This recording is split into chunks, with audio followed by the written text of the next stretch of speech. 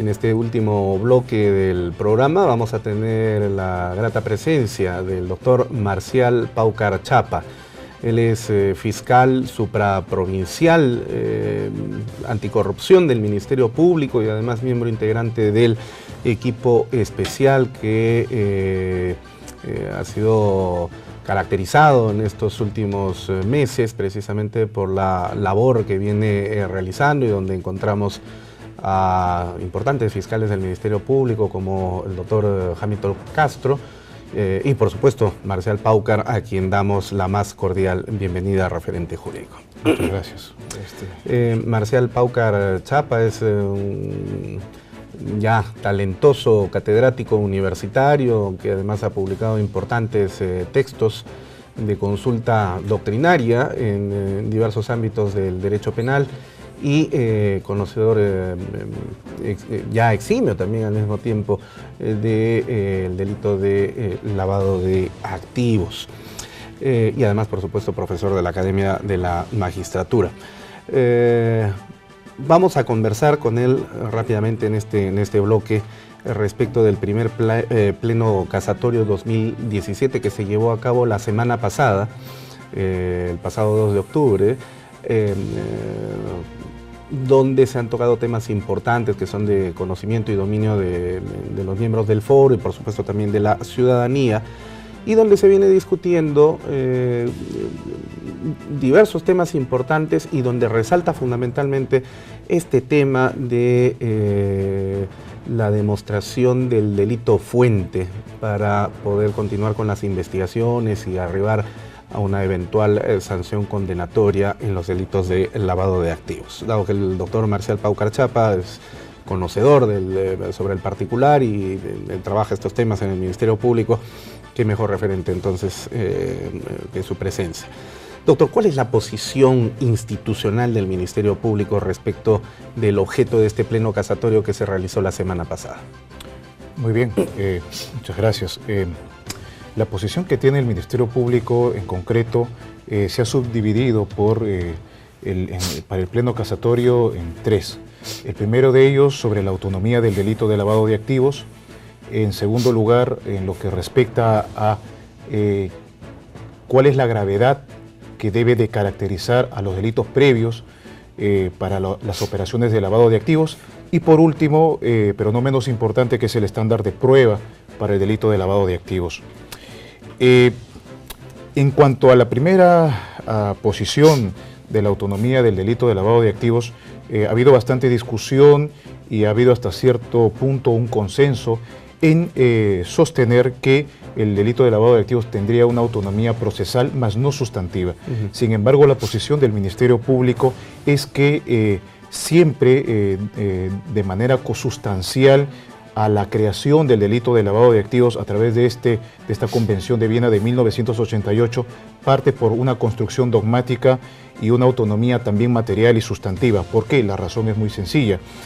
El poder construir un nuevo tipo penal con una autonomía propia, sustantiva, le brindaba una estructura típica diferente, en primer lugar, a cualquier otro delito que tuviera una semejanza en cuanto a sus elementos, diferente a la receptación, diferente al enriquecimiento ilícito, diferente a los delitos tributarios. Pero también otro tipo de autonomía respecto a las actividades criminales previas, es decir, que se separe la reprochabilidad de estos delitos respecto a las conductas previas o fuentes, que son el tráfico de drogas, los delitos de corrupción, etcétera. Y todo crimen organizado. Exactamente. Todo delito que pueda generar ganancia.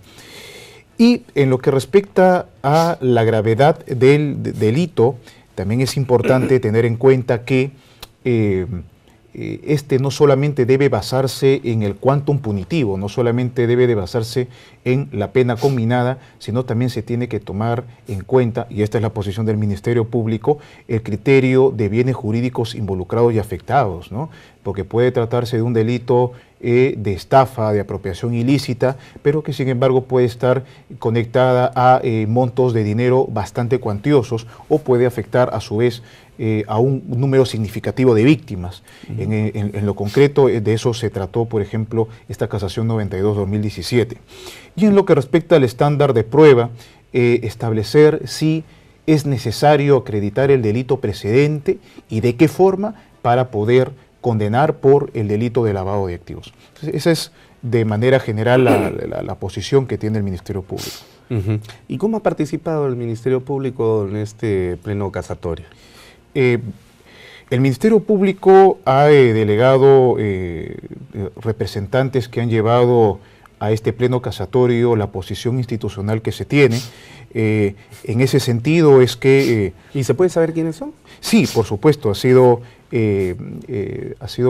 liderado por el doctor Tomás Gálvez Villegas, fiscal supremo, y los doctores fiscales superiores, Fran Almanza y el doctor Rafael Vela. Ellos lo han acompañado y han disertado a lo largo de aproximadamente una hora cuáles son los puntos medulares más importantes a efectos de fundamentar nuestra posición, la posición institucional que tiene el Ministerio Público. En ese sentido, han sido muy importantes los aportes que se ha brindado, tales como, por ejemplo, en que tenemos que el delito de lavado de activos tiene una autonomía sustantiva y procesal, pero que hay que entender que el delito de lavado de activos desde la Convención de Viena ha tenido todo un desarrollo y una evolución.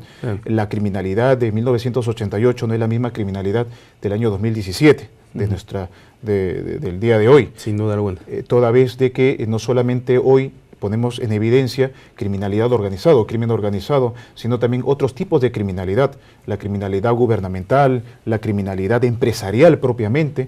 Entonces, no solamente el tráfico ilícito de drogas se convierte en el único delito capaz de generar ganancias, sino que también hay otros delitos de cuello blanco, que si bien es cierto, no matan personas, también es cierto de que generan una suerte de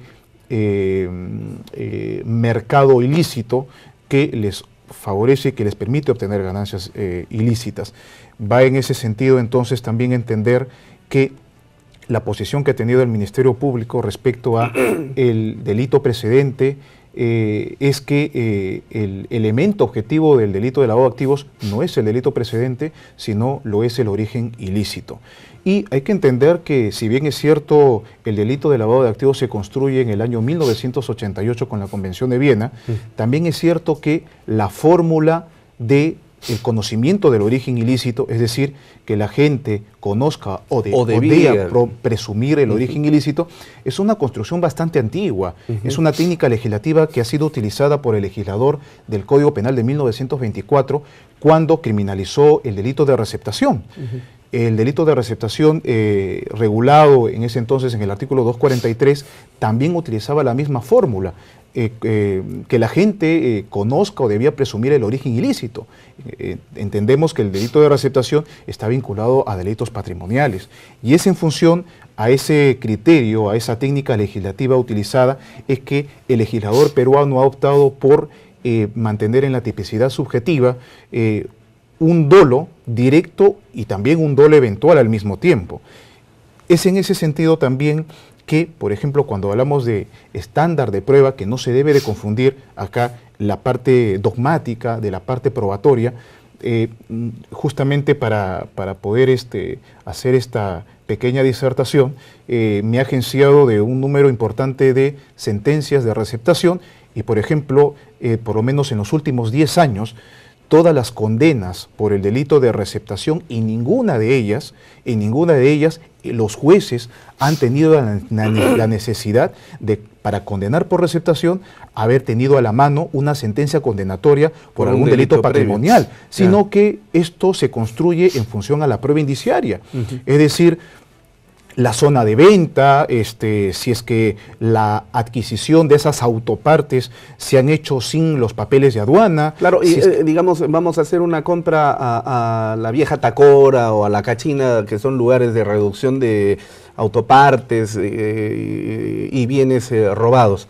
Evidentemente que estamos presumiendo al menos de cuál es el origen de ese bien que vamos a comprar, ¿no es cierto? Exactamente, exactamente. Y en ese sentido, bueno, llama poderosamente la atención y la pregunta que los amigos que nos siguen se preguntarán, ¿y si el Código Penal de 1924 criminalizó el delito de receptación utilizando esa fórmula, conocimiento del origen ilícito? Porque desde 1924 no hay una discusión sobre el delito precedente en el delito de receptación. ¿Y por qué sí en el delito de lavado de activos? Y bueno, es importante destacar que el desarrollo de investigación, proceso y estándar de prueba que ha seguido el delito de lavado de activos ha sido bastante complejo. No olvidemos que el delito de lavado de activos es un delito de carácter transnacional que involucra el sistema financiero y además de ello, sumado a ello, nosotros tenemos un sistema económico informal y eso dificulta de una u otra manera las investigaciones. Sin embargo, nosotros esperamos que en este pleno casatorio se puedan desarrollar algunos criterios de estándar de prueba, toda vez que el delito de lavado de activos no es un delito de desbalance patrimonial, es decir, se requiere algo más que un desbalance patrimonial y ahí nosotros vamos a tener que recurrir pues a una serie de grupos de indicios que han sido establecidos por la Corte Suprema en los acuerdos plenarios 3/2010 y 7/2011, además de también tener en cuenta que el desarrollo jurisprudencial en nuestro país no solamente ha sido establecido por la Corte Suprema, sino también por el Tribunal Constitucional.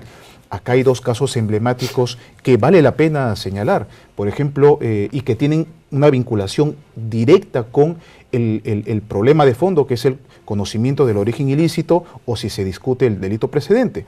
El primero de ellos es el caso Alejandro Toledo, donde la defensa arguía de que había una investigación donde no se había especificado de dónde procedían supuestamente los activos por los cuales uno de sus familiares había comprado inmuebles, oficinas, etc.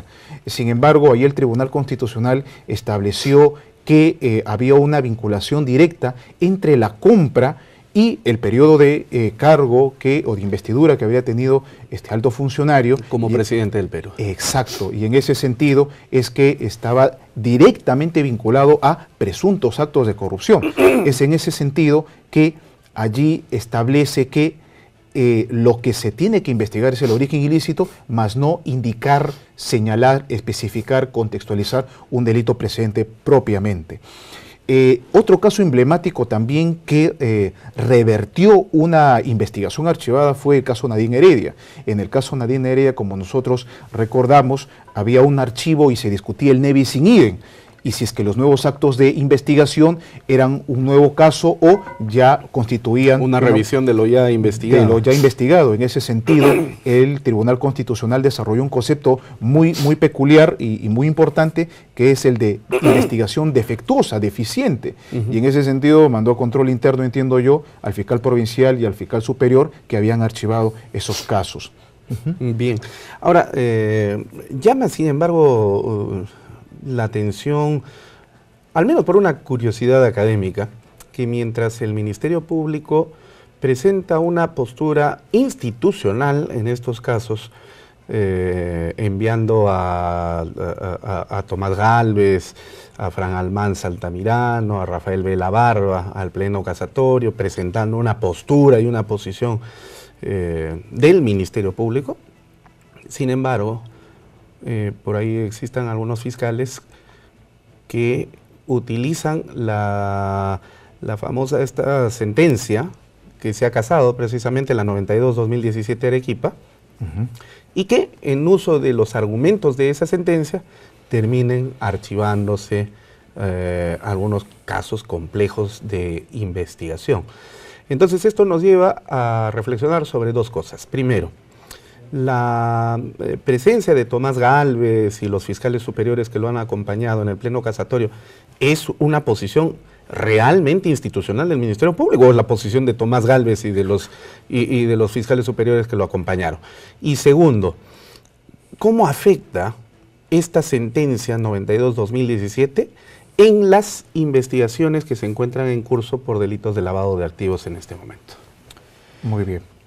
Respecto a la primera pregunta, es importante hacer una aclaración que el señor juez supremo, el doctor Tomás Gálvez y los... Fiscal supremo. Fiscal supremo, sí, y los señores doctores Fran Almanza Altamirano y el doctor Rafael Vela Barba, son destacados profesionales, destacados académicos. También es importante que esa designación ha precisamente sido importante para poder llevar una posición clara, con solvencia jurídica, a este pleno casatorio, que ha sido bastante importante. Es una posición institucional que ha sido llevada a este pleno casatorio con, digamos, por qué no decirlo, los fiscales más representativos que tiene nuestra institución. Y con la solvencia académica que además los caracterice, que por son supuesto, de todas maneras, eso es la mejor carta de presentación que nosotros tenemos, y por ahí nosotros nos sentimos bastante respaldados que eso se haya llevado. Entonces, esa primera aclaración. Y segundo, respecto a unas supuestas consecuencias negativas que acarrearía todas estas en estas investigaciones emblemáticas que se acaba de señalar, hay que recordar ya que en el pasado han habido varios casos emblemáticos que se han archivado precisamente a la sazón de esta controversia, esta ambigüedad en el delito que gira en torno al delito precedente. Por ejemplo, en el caso de los Sánchez Paredes, una fiscal superior había archivado, no acusando en este extremo, sube en consulta por parte de la Sala Superior, y el fiscal supremo, al hacer una evaluación integral de los elementos de convicción, así como la subsunción y la calificación jurídica, determinó que debía de acusarse. Y finalmente, pues, si existe o no una responsabilidad funcional por parte de algunos fiscales que puedan archivar los casos, eso lo tendrá que determinar la autoridad administrativa y disciplinaria correspondiente. La Fiscalía Suprema de Control Interno en este caso. Así es, correcto. Bueno.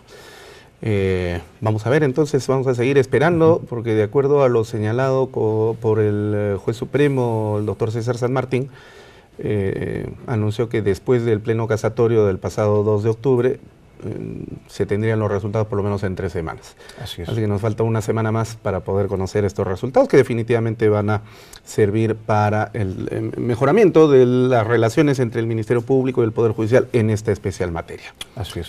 Bueno, doctor Marcial Paucar Chapa, le agradecemos muchísimo por su participación el día de hoy, que nos pone en autos de lo que significa la importante y trascendental presencia de la Fiscalía en un asunto que es de importancia nacional. Muy agradecido.